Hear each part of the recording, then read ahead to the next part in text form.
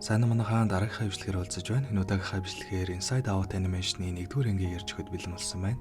Бичлэг рүү орохоос өмнө гясны гоё мэдээлэл үргэлжлэхий. Goblin Simo Sky Media-гээс дүрслэн үзсэн кино болгон Ичити орны бяцхан хүмүүстэд ухаалаг самбар олон очиж байгаа юм байна.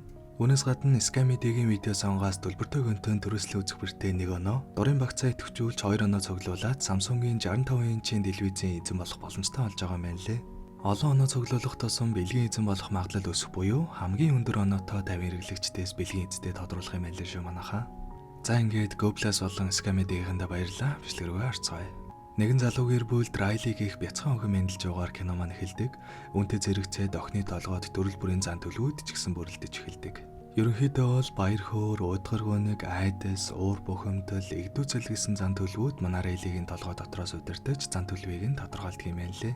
Үүнээс гадна үзэж харсан бүх зүйл нь дурсамж хэлбэрээр хадгалагдаж үлддэг бөгөөд энэ бүх дурсамж дундаас хамгийн онцгой дурсамжийг хадгалдаг хэсэгч гэж байгаа. Эдгээр онцгой дурсамжууд зан төлөвт нь хүртэл гүн сууж түүнтэй нь холбогдсон жижиг арлууд хүртэл үүсдэг бөгөөд нөхөрлөлийн, шударга байдлын, гэр бүлийн гэх мэт олон төрлийн арлууд үүсэж эдгээр нь ерөнхийдөө Райлигийн зан төлөвийг тодорхойлдог. За ингээд өдөр хоногуд өнгөрсөөр Райли маань 11 нас өрөх үед гэр бүлээрээ өөр тийшээ нөхөр олдог. Мэдээж энэ өөрчлөлт нь манай Райлид тэмч татаа санагдахгүй нь тодорхой. Шинэ орчин, шинэ газарт очино гэхлээр тиймхэн санагдаж байтал шинэ гэр нүртэл бодсноос нь шал өөрөөсөн болохоор нэлээд урам нохордог. Гэхдээ яг хөөхөн хэрэндээ л эргээр хүлээж авах гээд тавилга болон дуртай зүйлсээрээ өрөөгөө дүүргчих юм бол дээрдэх байх гэж бодтол нүлгэлтийн газрын хүмүүс төлөвсөн хугацаанаас хоцорж ирэхээр олцдог. Гэсэн ч Райли маань бууж өгөлгүй ээж аваартайгаа тоглож сэтгэлээ дээрдүүлэх гэтэл аавд нь гинт чухал ажил гарснаар манай Райлигийн шинэ амьдрал нэлээд даагүй эхэлдэг. Гэхдээ яг ээжтэйгээ ярилцаад овоо дээрдэж байтал уйдгар дурсамжинд нь гар хүрснээс олоод Райли маань гинтэл хонголжчихдаг. Ер нь бол уйдгар маань мөн адил шинэ орчинд ирснээс болоод өөрийгөө ч ойлгохооргүй илдээл хийж санамсаргүй дурсамжуудад нь хүрээд гонигтай болгоод байгаа юм байна лээ. Уг нь баяр хөөр гониг дээр ирээд сэтгэл санааг нь дээрдүүлэх гэж ичээсэн ч угаасаа уйдгар гониг болохоор бүхэл зүйлийн гонигтай эсгүүдийг нь бодоод нэг л амжилт олж чаддаггүй. Гэхдээ яг дээрдүүлж чадахгүй ч удирдлагын хэсгийн зааварчилгаатай танилцаад байж байгээд хийх юмтай олгоод орхичихдаг. Хэдийгээр хэцүүхэн өдрийг өнгөрөөсөн ч унтахын өмнө ээж нь орж ирээд хэлсэн магтаалын үг нь манай Райлиг хангалттай дээрдүүлж чаддаг. За ингээд маргааш нь ч болж шинэ сургуультай очиж хүүхдүүдтэй танилцах чухал өдөр учраас баяр хөөр маань бүх удирдлагыг артаа авахар шийддэг.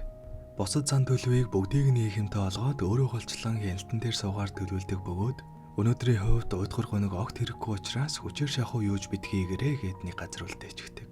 Гэсэн ч хорих тусам уйдгар маань улмал хяналтгүй болж удирдлаганд нь оролцсноос болоод гिचэлийн ихний өдрөө л Райли маань ангидаа болчихдаг. Үүнээс болоод бүх онцгой дурсамжууд унаад тэрийг нь буцааж тавих гэж байгаад уйдгар болон баяр хөөр хоёр онцгой дурсамжуудынхаа хамтаар удирдлагын хэсгээс сорогдоод гарчих нь тэр. За ингээд манай хоёр явсаар байгаад урт хугацааны дурсамжуудыг хадгалдаг хэсэгт хүрээд ирдэг. Хамгийн чухал нь удирдлагын хэсгээс манай хоёр гарчихсан учраас Райли маань ямар ч баяр хөөргүй сэтгэл хөдлөлгүй нэгэн боллоо гэсэн үг. Тиймээс хурдан буцах шаардлагатай гэдгийг анзаараад ямар тач манай хоёр удирдлагын хэсэг рүү яарвчилдаг. Энэ хооронд айдас, уур бухимдал, эгдүүцэл гурав аргагүй ихэнд удирдлагыг гартаа авах бөгөөд үүнээс нь болоод Райли маань автагаа муудалцчихдаг. Гиснээ зөвхөн Райли ч биш, ер нь бол хүн болгоны толгой дотор бүх төрлийн харин шингууд удирдах цоож байдаг юм байна лээ. Уг нь энэ хооронд гониг болон баяр хөөр хоёр маань дайдгарлын арлаар дамжаад явах гэж байсан ч сая автагаа муудалцснаас болоод нөгөө арал нь нураад унчихдаг. Ингэснээр манай хоёр дараагийн арал буюу нөхөрлөлийн арлаар дамжиж явахаар алдаг. Уг нь бол уйдгар маань удирдлагын хэсгийн талаар бүх гарын авлагыг нь уншчихсан учраас яаж явах замыг нь мэдэж байгаа гэд түүгээр замчлуулаад явах гэсэн ч нэг л амжилт олж чаддаггүй. За ингээд манай хоёрыг төөрч бодлоод явж байгаа хооронд удирдлагын хэсгийн хэд маань өөрсдийнхөө удирдсанаас болоод Райли маань найзтайгаа муудалцаад нөхөрлөлийн арал хүртэл нураад унчихдаг. Гэсэн ч дахиад хэд хэдэн арлууд байгаа учраас бууж өгөлгүй цааш явж байгаад азар манай Райлигийн төсөөлийн найз болох Пимпонтод харалтдаг. Түүнд болсон зүйлсээ илтэл удирдлага руу явдаг шууд галт тэрэгний зогсоолыг мэддэг байж дараад манай хоёрыг замчлахаар алдаг. За тэгээд Пимпоныг дагаад нөгөө зогсоол руу дөд замаар явлаа гэсэн чинь тэр нь хийсвэр бодлын хэсэг байж таардаг.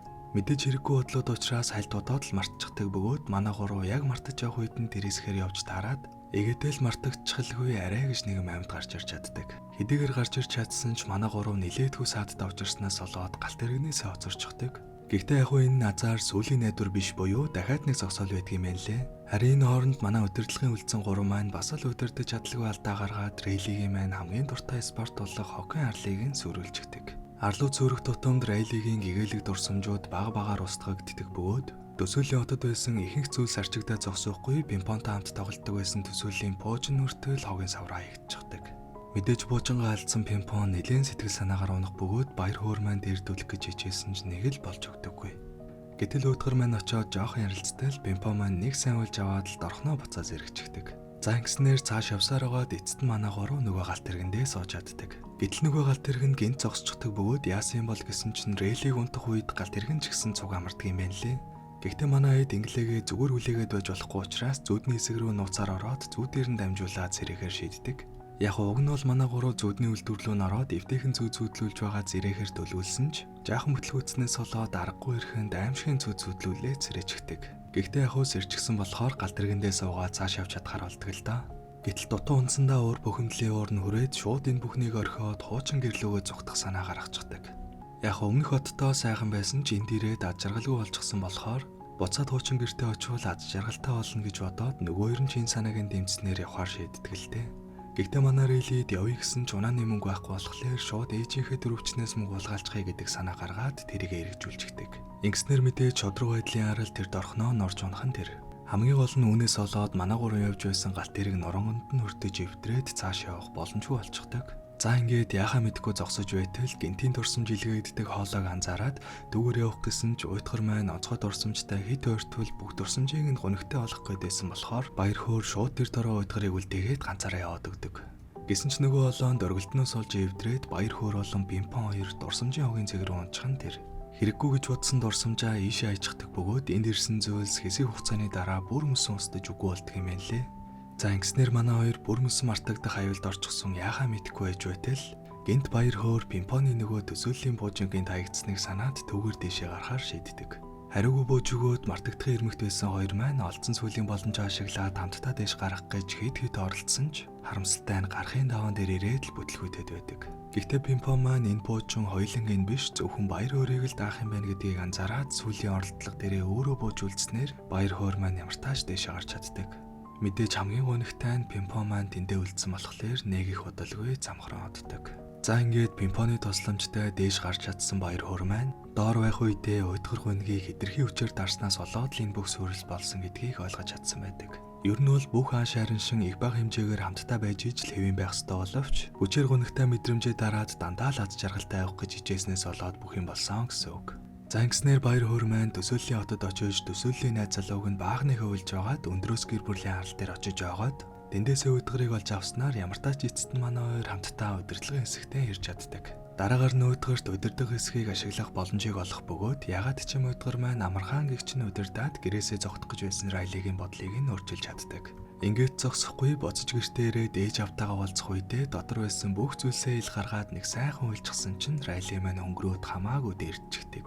Ингэснээр ер нь бол заавал хүчээр ад жаргалтай болох гэж хичээлгүй зүгээр л бүх зүйлийг тэнцвэртэй байлгахад л болох юм байна гэдгийг ойлгож авдаг.